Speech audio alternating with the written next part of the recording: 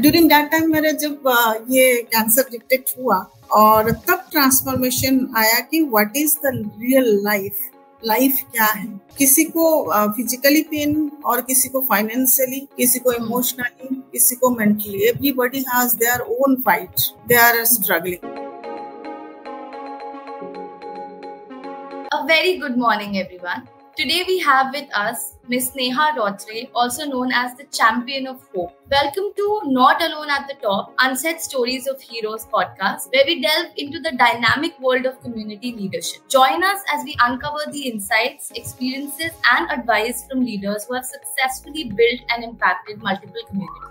It's an honor to have you here, ma'am. How are you doing? Thank you for having me on your podcast. Thank you, ma'am. So let me tell my viewers a little bit about ma'am. Ma'am is an architect and an interior designer with 15 plus years in the field. She has an MBA, an MA in English, and advanced diploma in interior designing. Ma'am is also the founder of Grameen Sneh Foundation, which was founded in the year 2009, and they work relentlessly in the areas of education, art, culture, and health, with specific importance to health. Ma'am's aim is to help underprivileged cancer patients without distinction of caste, creed, color, or race. Ma'am wants to expand cancer detection in rural areas. Ma'am has also done great work in skill development training for poor children, and which has actually converted into livelihood development and them working and actually having jobs. So ma'am, I read that you have been doing the skill development in Meghalaya. So it's not a very easy terrain or topography to work in. So ma'am, how was your experience with that?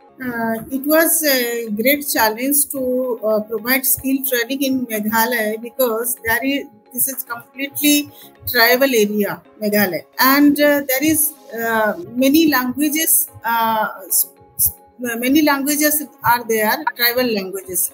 First, we face the local support barriers, then language barriers, then many other things जो कि हमने face किया है वहाँ पर start करने के लिए. The thing is that जब हम बच्चों को काउंसलिंग करने जा रहे थे, they are already, मतलब वो बाहर निकलना नहीं चाहते, घर से निकलना नहीं चाहते, जो है उसी में खुश, वेरी सुस्त लाइफ. तो उनको काउंसलिंग करके एक एक को ला के फिर उस प्लेटफॉर्म में ट्रेनिंग दे के देन प्रॉपर ट्रेनिंग पूरा होने के बाद प्लेसमेंट कराना out of Meghalaya, other pan India level पे उन लोगों को हमने प्लेसमेंट कराया है. तो it's a great challenges. It's not only a segment in कि एक ही फील्ड में ट्रेनिंग देना है. Training in the sense mentally, physically, then socially क्या चैलेंजेस है उनको भी सशक्त कराएं. That is the biggest challenge we have faced here. Then Hindi वहाँ स्पोकन है नहीं और उनका लोकल लैंग्वेजेस वो भी बहुत बड़ा चैलेंजेस था. लोकल सपोर्ट तो मिला बाद में जब हमारा काम दिखा, then we get all the supported. अभी भी सपोर्टिंग मिल रहा है वहाँ से, but it was challenging. Okay, तो मैम जैसे कि मैंने पढ़ा कि आप भी एक कैंसर सर्वाइवर हैं, और क्या जब आपको ये हुआ, क्या उससे आपको ये प्रेरणा मिली कि आप अपनी संस्था खोलेंगे, कि ये पहले से आपने खोली थी? और मतलब इसके बारे में मुझे थोड़ा सा बताइए कि आपका मोटिवेशन क्या था ग्रामीण स्नेह फाउंडेशन को खोलने का? Actually, by profession, I am in a very glamorous profession, architect, interior designing. I have my own farm named Design Aspect. It's 15 years old farm. बहुत सारा मतलब काम अर्बन एरिया में मेरा काम ज़्यादा है, commercial and as well as residential projects. Lot of projects, school, colleges, medicals, everything. सारे प्रोजेक्ट्स हम लेके काम करते थे. बट ड्यूरिंग माई चाइल्डहुड, जो मेरा चाइल्डहुड था वो एक उड़ीसा से बिलोंग करती हूँ मैं. I belongs from Orissa state. As an Odia girl मैं बचपन से ही बहुत ज्यादा नेचुरल कैलामिटीज को फेस की हूँ बचपन से, क्योंकि उड़ीसा एक नेचुरल कैलामिटी हमेशा होती है और वहाँ पर किस तरह से लोग और वहाँ का जो सिस्टम है डैमेज कंट्रोल कैसे करके निकल के फिर उसको फिर से दोबारा से स्टार्ट करते हैं, वो शायद हर उड़िया लोगों में है वो फाइटिंग स्पिरिट के कभी तूफान आ जाएगा, समुद्री तूफान आ जाएगा, हाँ कभी पानी आ जाएगा। तो इस तरह से फेस में ऑलरेडी की हूँ वहाँ बचपन से। तो ड्यूरिंग दैट टाइम क्या है कि जहाँ फ्लड होती थी तो बचपन से हम लोग स्कूल की एक्टिविटीज में हम लोग इन्वॉल्व होके काम करते थे। It's a childhood inherent quality जो कि मैंने अंदर में था पहले से। देन स्काउट गाइड में भी एक्टिव थी, और स्काउट एंड गाइड में बेस्ट जो नेशनल अवार्ड होता है वो भी मुझे मिला हुआ है हमारी ओडिशा से। मैं अब मुझे लगता है कि पूरे स्टेट में 2 या 3 मेरे बैच में मिला था, उसमें से मैं एक थी। तब हम दिल्ली आए थे वहां पर अवार्ड रिसीव करने के लिए। तो दैट इज द रीजन कि वो इनहेरेंट क्वालिटी था हमारा, ये सब चीज, लोगों का मदद करना, सेवा करना, कहीं फ्लड हो गया, कुछ हो गया, वहां जाके खड़े रहना। दैट इज इंस्पिरेशन जो भी। उसके बाद then life started with education, higher education, then marriage, then everything. उसमें फिर हम बिजी हो गए। देन आफ्टर व्हेन मेरी जब डॉटर हुई 2009 में, देन वी डिसाइडेड कि इतना तो काम हम लोग कर रहे हैं, बट कहीं पे भी राशन बांटने या फिर कहीं पे भी लोगों को मेडिसिन दिलाने, बट कोई ऑर्गेनाइज्ड वे में नहीं था। Then we registered a farm in 2009, मतलब फार्म कह रही हूँ, ग्रामीण स्नेह फाउंडेशन, उसका फिर जन्म हुआ 2009 में। देन उसको रजिस्टर्ड करके ऑर्गेनाइज्ड वे में काम किया। 5 साल मैंने ऐसे ही काम किया। जैसे मेरे एकेडमी बैकग्राउंड है मेरे फैमिली में, तो टीचिंग कराना, फ्री में ट्यूशन दिलाना, कई medicine health camp, blood donation camp, ये सब ऑर्गेनाइज हम लोग करते थे।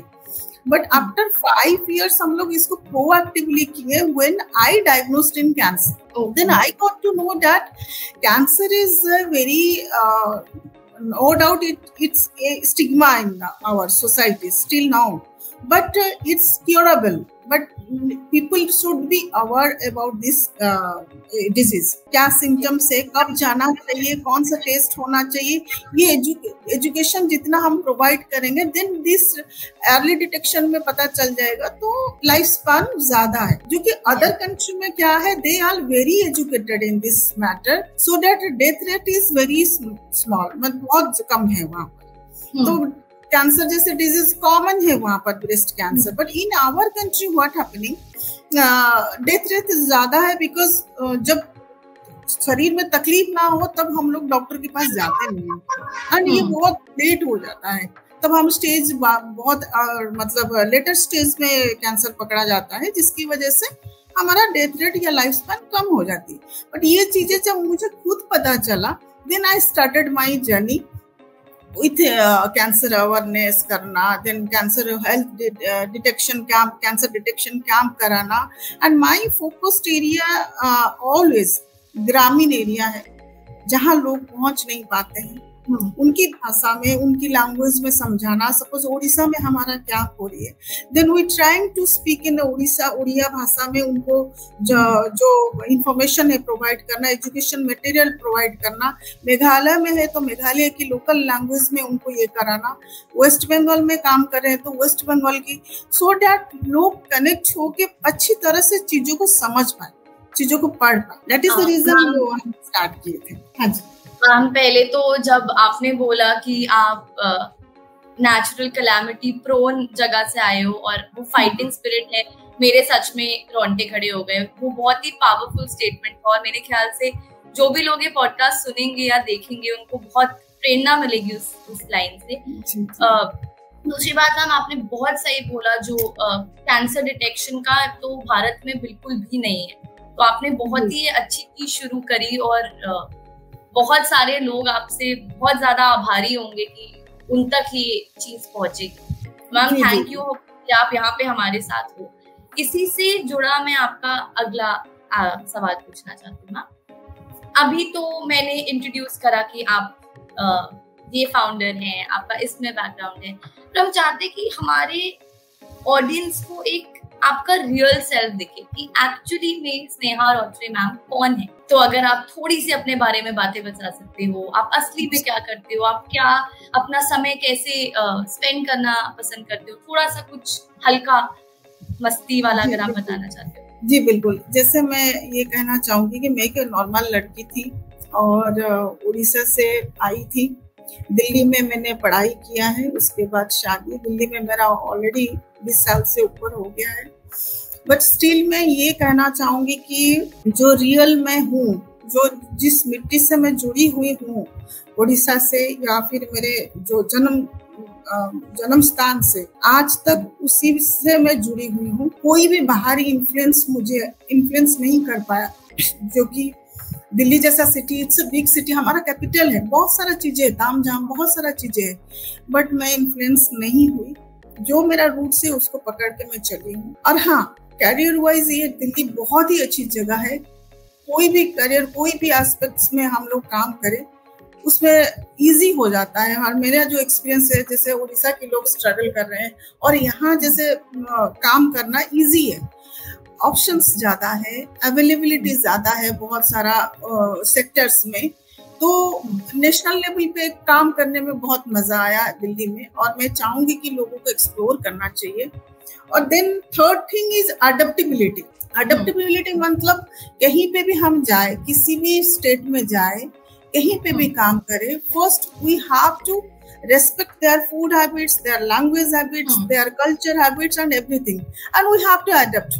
मेरा 5-6 स्टेट में पढ़ाई हुआ है, मैं उड़ीसा की हूँ, शादी बिहार से, मतलब मेरे बहुत अडेप्टेबिलिटी मेरे अंदर है और चेंजेस को मैंने एक्सेप्ट किया है। और इस शायद दिस इज द रीजन कि मैं ग्रो कर रही हूँ। और वास्ट अपना जो दायरा है उसको मैंने बढ़ाया है। हर चीज को एक्सेप्ट करना, तभी हम आगे बढ़ सकते हैं। जितना चीजों को हम, और जितना दायरा को अगर हम कम कर देंगे तो मुश्किल होगा हर चीज में, चाहे करियर में हो, पर्सनल ग्रोथ में हो, किसी भी चीज में फील्ड हो, फिर हम लोगों को दिक्कत। और देन थर्ड एस्पेक्ट से मैं कहूंगी कि जब ट्रांसफॉर्मेशन मेरे अंदर आया, जब when cancer happened to me, it's about gratitude में शो करूंगी कि 10 इयर्स हो गया है मेरे cancer free life.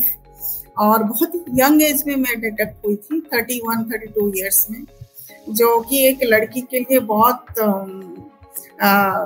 Dream time होता है कि यहाँ जाऊंगी, वहां जाऊंगी, ये करूंगी, वो करूंगी। मेरा भी वैसे ही था कि मेरा सेकंड बेबी के लिए मैं प्लान कर रही थी। ड्यूरिंग दैट टाइम मेरा जब ये कैंसर डिटेक्ट हुआ, और तब ट्रांसफॉर्मेशन आया कि what is the real life, life क्या है। और शायद हो सकता है कि इतना ट्रांसफॉर्मेशन आया कि जो हमारे अंदर जो चीजें होता है ना, एंगर, लोभ, जो कहते हैं लोभ, काम, क्रोध, मोह, माया, ये सब चीज पीछे हो जाता है। और हमारे अंदर वो एक डेवलपमेंट होता है कि लोगों को मतलब जो भी ग्रजेस है, जो भी गुस्सा है, उसको भूल के आगे बढ़ना, और एक्सेप्टेबिलिटी हो जाता है। मतलब बहुत सारा ट्रांसफॉर्मेशन होता है। तब मुझे ये पता चला कि लाइफ में anything can happen to anybody. किसी को फिजिकली पेन, और किसी को फाइनेंशियली, किसी को इमोशनली, किसी को mentally. Everybody has their own fight, they are struggling. और इसको आप हंस के, स्ट्रांगली, करेजियसली फेस करोगे, या रो के, दुखी होके उसको फेस करना है। और हमारे पास एक ही ऑप्शन था, टू फाइट, एंड और कोई ऑप्शन ही नहीं था। दैट इज द थिंग्स जो कि मुझे हमेशा स्ट्रॉन्ग बना के रखा। और इसी मेंटेलिटी के साथ मैं अभी भी आगे बढ़ रही हूँ, अभी भी फाइट कर रही हूँ। ऐसा नहीं है, पोस्ट ट्रीटमेंट का फाइट और दिस इश्यूज इन लाइफ, वो भी फाइट कर रही हूँ। ठीक है, we accept it and defeating, trying to defeating. Ma'am, इसीलिए हमने आपको चैंपियन ऑफ होप का टाइटल दिया था जब आप हमारे साथ शुरू में जुड़े थे। तो मैम, इसी से मैं अपना अगला सवाल पूछना चाहती हूँ। जैसे अभी आपने अपना रियल सेल्फ बताया, तो उसमें जैसे आपने अडेप्टेबिलिटी बोली, तो वो भी एक स्किल है जो लोगों को अपने करियर में काफी आगे लेके जाती है। अडेप्टेबिलिटी को अगर मैं पहली स्किल रखूं, तो कोई दो और स्किल आप मेरे को बता सकती है जिसने आपको अपने करियर में इतना आगे बढ़ाया है? दो और एक चीज है, जैसे things are changing very fastly, चाहे आप टेक्निकली कहो या आपका स्किल जिस फील्ड में हो, आप नया चीज इंट्रोडक्शन हो रहा है, तो इस सब चीज को लर्न करना, learning attitude, it should be continue till death, then you can grow. अगर कोई चीज कमी है उसको लर्न करने का इच्छा होना चाहिए अपने अंदर, तभी जाके हम आगे बढ़ेंगे। ये मेरा, मैं कहूँगी कि ये मेरा रियल एक अलग चीज है जो कि ये मैं कंटिन्यू प्रोसेस में रखती हूँ। ओके, सो मैम अगला सवाल है, अब आप यहाँ बैठे हैं और आप वुमेनोवेटर के साथ काफी सालों से जुड़े हैं। मैं जानना चाहती हूँ कि आपको वुमेनोवेटर के बारे में कैसे पता चला और अभी तक आपकी वुमेनोवेटर के साथ जर्नी कैसी रही? वुमेनोवेटर एक ऐसा प्लेटफॉर्म है जहां हम लेडीज को सशक्त कर सकते हैं, मेंटली, इमोशनली, फाइनेंशियली, जो कि आज के डेट में हर लेडीज को होना। ऑलरेडी मैंने कई जगह ये मैंने बोल रखा है कि women are already empowered, they need a push, they need a support, they need a platform. हाँ, और वो किसी भी तरह से हो सकता है, और मुझे लगता है Womenovator is the platform to grow. मतलब हर लेवल से एक लेडीज को ग्रो करने का प्लेटफॉर्म ये है। और मैं तृप्ति मैडम जो है हमारी, उनसे मैं जुड़ी हुई हूँ डे वन से। तो उनका जो विजन है, उनका जो मिशन है, वो एक डिफरेंट है। वो हमारी लेडीज को एक opportunity to provide income source, वो देने का जो रास्ता है, और उसके लिए जो स्किल्स चाहिए, उसके लिए जो प्लेटफॉर्म चाहिए, जो कनेक्शंस चाहिए, जो रिसोर्स चाहिए, जो फंडिंग चाहिए, एवरीथिंग इज अवेलेबल। उस मिशन को लेके वो जो आगे बढ़ रही है, उनके मिशन के मैं एक पार्ट हूँ, इसलिए मैं बहुत बहुत प्राउड फील करती हूँ कि कोई कहते हैं कि every successful woman there is a man, but I can say every successful woman there is Tripti Sehgal, Tripti Somani is there, Womenovator is there. Womenovator ऐसे ही काम करता है। तो मैं कई जगह ऐसे इसके बारे में यही बताती हूँ कि आपके प्रोडक्ट है, प्रोडक्शन है, कोई भी सामान का, कंज्यूमर गुड्स का, या फिर anything, you just connect with Womenovator platform. हाँ, थोड़ा सा जब मैं कहूँगी कि गांव में इसको पहुंचाने के लिए हम किस तरह से काम करेंगे, क्योंकि सेल्फ हेल्प ग्रुप जो लेडीज काम कर रहे हैं, अभी मैं रिसेंटली विजिट था मेरा उड़ीसा में, सेल्फ हेल्प ग्रुप की जो लेडीज हैं वो बहुत अच्छे लेवल का प्रोडक्शन निकालते हैं। जैसे मैं एग्जांपल दूंगी कि हर्बल चीजें, हर्ब्स चीजें, मेडिसिन प्लांट्स और कुछ कंज्यूमर गुड्स वगैरह। तो उसको हम वुमेनोवेटर को किस तरह से उनके लैंग्वेज में पहुंचाऊंगी, उनके पास पहुंचाएंगे, तो उनको एक अच्छा मौका मिलेगा। मुझे लगता है इसी चीज के लिए मैं जुड़ी हूँ, और मुझे बहुत इस प्लेटफॉर्म से बहुत चीजें मैंने सीखा भी है एज एन एंटरप्रेन्योर, और बहुत सी ट्रेनिंग से मुझे मिला भी है। लीडरशिप कैसे करना है, कैसे डैमेज कंट्रोल करना है, कैसे ये करना है। तृप्ति इज माय इंस्पिरेशन, उससे भी मैंने बहुत चीजें सीखा है। तो ये चीज Womenovator now is a part of my life. Ma'am that's great to know, और थैंक यू, आपने जो बोला ये रूरल में थोड़ा सा रीच का, ये बहुत ही अच्छा पॉइंट है, और डेफिनेटली इसका रीच हम बढ़ाने की तरफ काम जरूर करेंगे मैम। अब मैम एक मेरे को सवाल है, अब हमने बात करी आपकी जर्नी के बारे में, आपके स्किल्स के बारे में, अब आप कोई एक टॉप मेरे को चैलेंज बताइए, सबसे बड़ा चैलेंज जो आपके पूरे करियर जर्नी में आया, और आप उसके आगे कैसे बढ़े, बस कोई एक टॉप चैलेंज। टॉप चैलेंजेस मेरा हेल्थ इश्यूज ही मेरा चैलेंजेस रहा। मैं पिक पॉइंट में थी। आई कैन से कि मुझे प्रोजेक्ट मिला था शिमला में, रिजोर्ट का project, it's a big project, और ड्यूरिंग दैट टाइम मेरे कैरियर में पिक पॉइंट वो था उस टाइम में।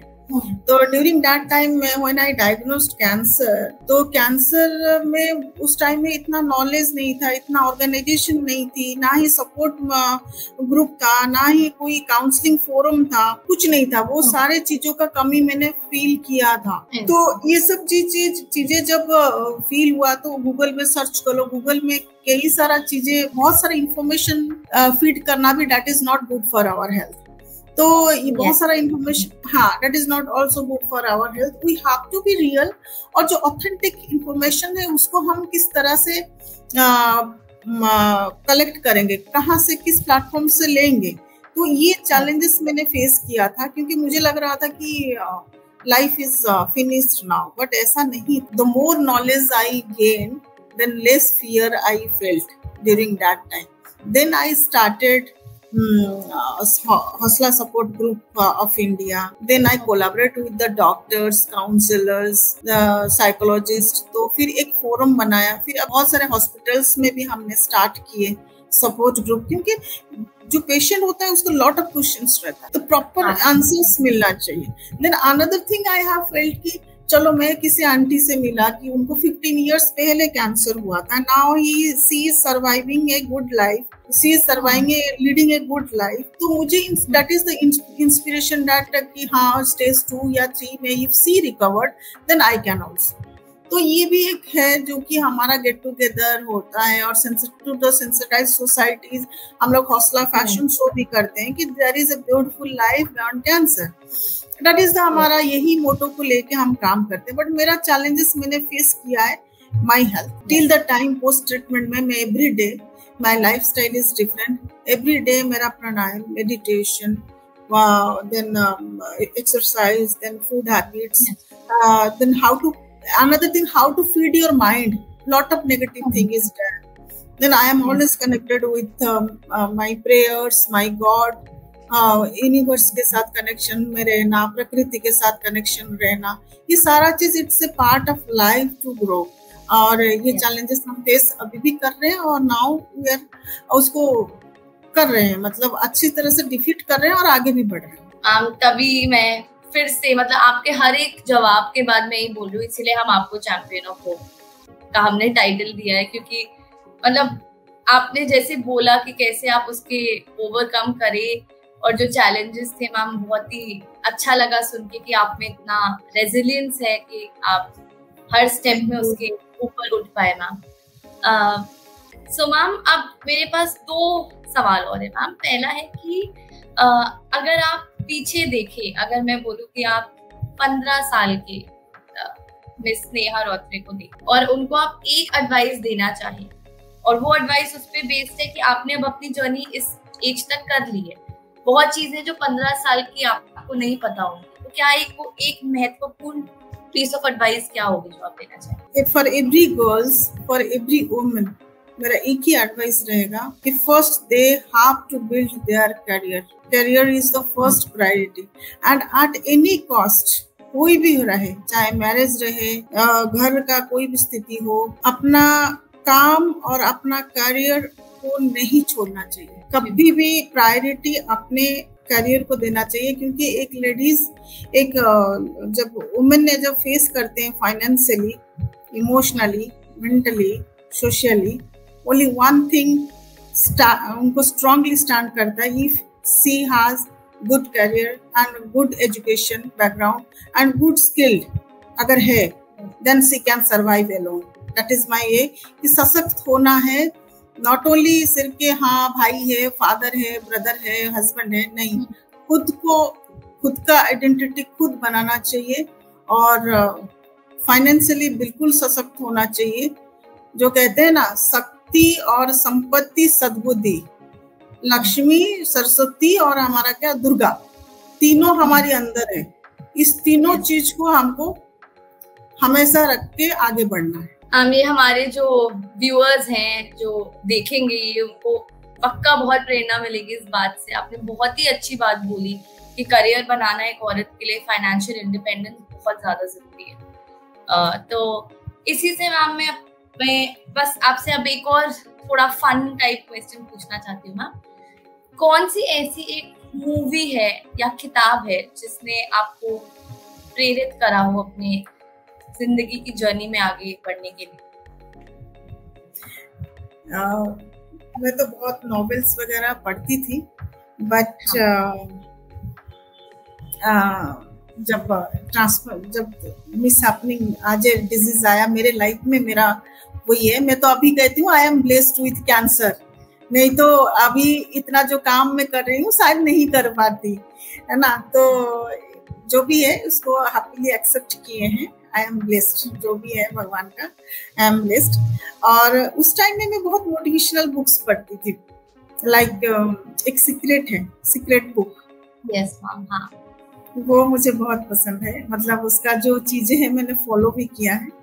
मैं कहूँगी हर किसी को सीक्रेट पढ़ना चाहिए, सीक्रेट बुक।